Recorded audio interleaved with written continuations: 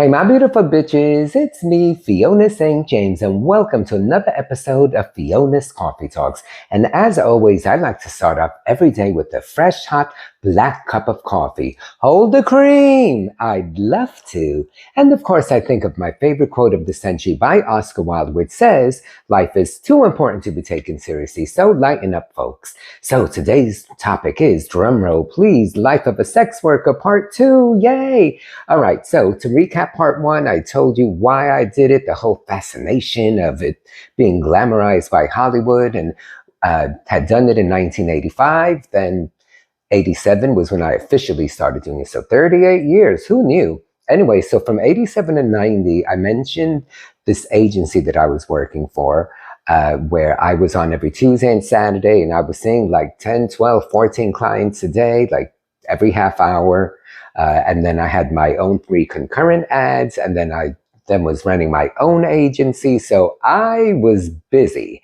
So fast forward, so now it's about 1990-ish. I went to LA for a minute, but then when I came back in the beginning of 91, that's when I then moved to the Upper West Side. So the difference back then was between 87 and 90, I was working for this agency, and of course I had my own ad. So I guess I wanted to touch on 2 things.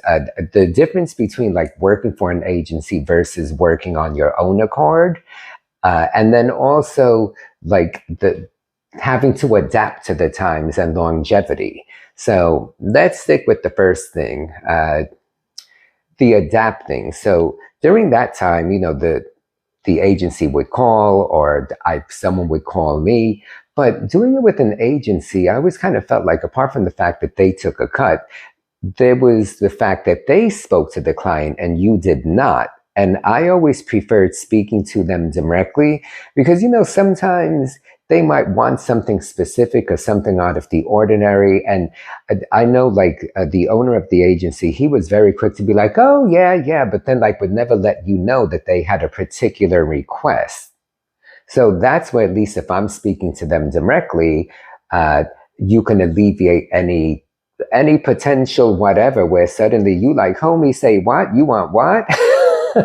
Whereas like, at least if I'm speaking to them, then I'm aware of what's going on and I can agree or disagree, because he would be really quick to say, yeah, and half the time not tell you the particular thing that they wanted. The other thing that happened in 1990, that's when suddenly it became the age of the beepers, pagers. So then that's the adapting to the times. It's like, you know, those first few years I didn't have a pager. So I felt like even when having my own ads and living in my own apartment, I only had my direct landline. So then if you wanted to work, you kind of had to be home, because if you weren't home, you know, back then also I remember it was answering machines, and there was like the whole toll saver feature where like if you called your own number, and if it rang more than twice, that meant you didn't have a message, so then you would hang up. But, you know, then there's also the chance, even if someone left a message, maybe they didn't leave their number, because, you know, clients can be funny that way. So having the pager was a game changer, because then suddenly I would put both my landline and my pager. So if they would try me at home and I wasn't home, if they really wanted me, then they would know to call the pager.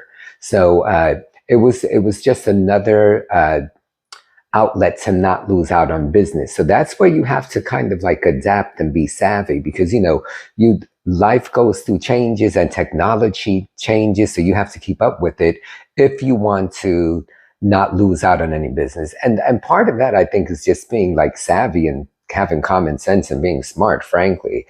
So between 91 and 96, I was living on the Upper West Side on 75th in Amsterdam, right around the corner from my favorite local gay bar called the Candle Bar. So this is where the savviness in me comes into play. So apart from like, you know, you had call waiting and all of that, there was also call forwarding. And because this was like, you know, early 90s where cell phones did not exist yet, this particular bar that I used to love going to, because it was literally 2 seconds from my house, they had a payphone. So then what I would do is that payphone happened to have a phone number. So I would take call forwarding and take my landline number and forward it to the payphone. And then I'd go hang out at the bar. I'd be shooting pool. It was a local gay bar, so free to get in, cheap drinks, cheap hoes, cheap everything. And then anytime I would hear the phone ring, I would go running to the phone, the payphone that is. I'd hear it ring, I'd answer it. And 100% of the time it was someone answering my ad. So then, excuse me, because I was so, excuse me, must be something I ate. So I was refusing to lose out on money. So that's where the savviness comes in. And I would make money that way. So I'd be able to like not feel like I had to be home. Because the other thing with the pager is, although that was another way to ensure that they could get a hold of you, if it were the thing that the client maybe couldn't give out their phone number, because, you know, the majority of my clients lead heterosexual lives. So if they have wives or girlfriends, maybe they don't want to get busted. So there was always the chance that maybe they wouldn't use the pager. So I would just always, if there was ever an opportunity where I could forward my number or not lose out on business, I was always finding ways of doing it so that I could be successful. And then last but not least, the longevity aspect of this business, because I think about it and I'm like 38 years. Like, you know, I did those 2 podcasts just a couple of weeks ago. And that was one of the topics, was the fact that I've been doing this for so long. And how do you stay current? You know, apart from like going with the changes of technology and all of that, above and beyond that, like psychologically or mentally, like, or physically, how do you keep up with it? Well, yeah, going to the gym has always been a part of my life, but I think the longevity for me happens because this is not the only thing I do. And that's what I was discussing on the podcast is, I think in life in general, if you're only doing one thing, like let's say you have a Monday through Friday, 9 to 5, and that's all you do, I think it becomes very easy to get bored with it. So the fact that, like, you know, I worked in retail for 25 years, you know, I've been a SAG-AFTRA actor for 30 years. So I work on set a lot. You know, I have this YouTube channel. I post every day on social media, TikTok, Facebook Reels, Instagram Reels, YouTube Shorts. And then apart from that, I do my clients. So I'm not just doing one thing. So, doing it that way, it keeps it fresh for me, because I have moments when one of those takes precedence over the others, or like, you know, I tend to have a nice blend of it all, truthfully. But like, you know, there are times like if you suddenly, you know, book an ongoing gig and then I don't have time to do this, or not do it as much, then that's okay, because the end game is you're making money. And I think for me, that's what's kept me in the game for so long with everything that I do, because I mix it all up. So that is my secret to success.